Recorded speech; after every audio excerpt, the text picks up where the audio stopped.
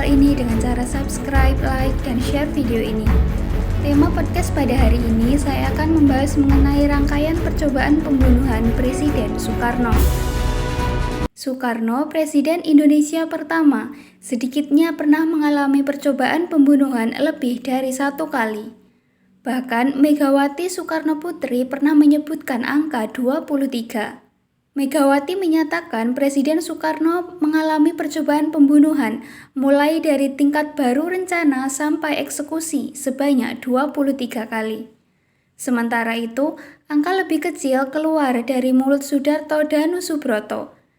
Ajudan Presiden pada masa-masa akhir kekuasaan Soekarno itu mengatakan bahwa ada 7 kali percobaan pembunuhan terhadap Soekarno. Wakil Komandan Cakra Birawa, Kolonel Maulwi Sailan, juga menyatakan bahwa terdapat 7 kali percobaan pembunuhan terhadap Presiden Soekarno.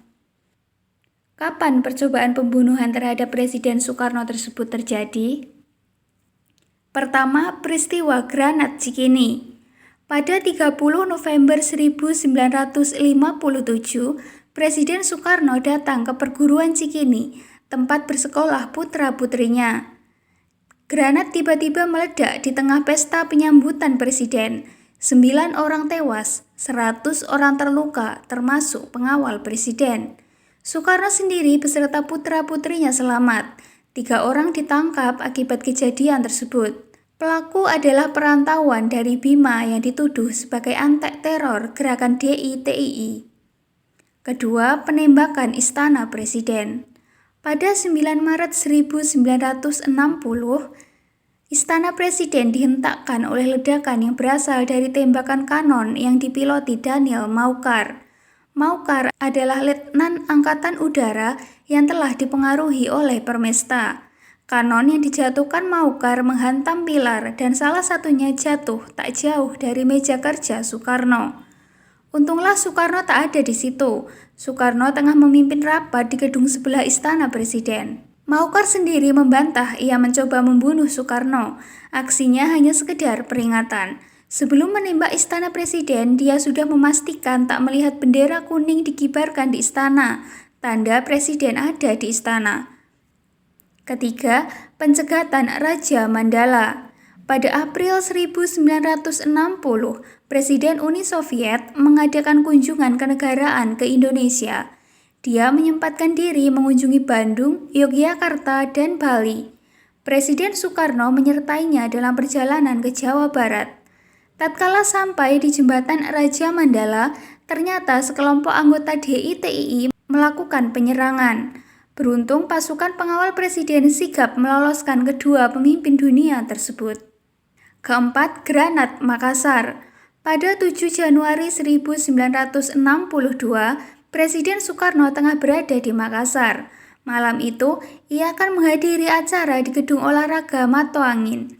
Ketika itu, saat melewati Jalan Cendrawasih, seseorang melemparkan granat. Granat itu meleset, jatuh mengenai mobil lain. Soekarno selamat. Pelakunya adalah Serma Markus Latuperisa dan Ida Bagus Surya Tenaya, kemudian divonis hukuman mati. Selanjutnya, penembakan Idul Adha.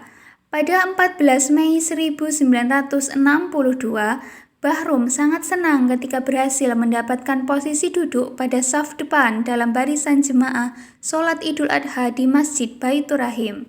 Begitu melihat Soekarno, dia mencabut pistol yang tersembunyi di balik jasnya. Pistol lalu diarahkan ke tubuh Soekarno.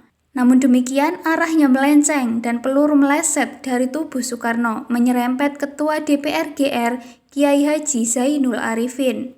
Haji Bahrum divonis hukuman mati, namun kemudian dia mendapatkan gerasi. Lalu penembakan mortir Kahar Muzakar. Pada 1960-an, Presiden Soekarno dalam kunjungan kerja ke Sulawesi, saat berada dalam perjalanan keluar dari lapangan terbang Mandai, sebuah peluru mortir ditembakkan anak buah Kahar Muzakar. Arahnya adalah kendaraan Bung Karno, tetapi ternyata meleset jauh. Soekarno sekali lagi selamat. Selain mengalami berbagai percobaan pembunuhan, Presiden Soekarno juga mengalami berbagai upaya pembunuhan karakter. Apa saja upaya-upaya pembunuhan karakter Presiden Soekarno? Pada tahun 1950-an sampai 1960-an, Amerika melalui CIA melancarkan misi rahasia yang bertujuan membunuh karakter dan kewibawaan Presiden Soekarno melalui agitasi dan propaganda media populer via produksi film porno yang diperankan oleh pemeran yang mirip Soekarno. Tujuan dari kampanye hitam ini adalah mengubah persepsi masyarakat internasional terhadap Soekarno yang anti-kapitalisme dan mengagumi kaum Hawa, tetapi tunduk tak berdaya di bawah kendali agen rahasia Rusia. CIA membuat topeng khusus yang mirip Soekarno, kemudian dikirim ke Los Angeles. Bintang porno disuruh memakai topeng Soekarno selama beradegan mesum. CIA merekam dan mengambil foto-foto adegan tersebut. Film ini dimaksudkan sebagai bahan bakar tuduhan bahwa Soekarno mempermalukan diri dengan meniduri agen Soviet yang menyamar sebagai pramugari maskapai penerbangan. Namun foto-foto itu akhirnya tak jadi disebarluaskan. Banyak versi mengapa CIA batal menyebarkan adegan mesum itu. Sebagian peneliti menilai kampanye hitam seperti itu tak mempan untuk menjatuhkan Soekarno.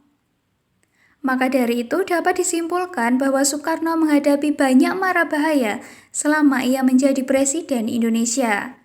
Demikian pembahasan mengenai percobaan pembunuhan Presiden Soekarno.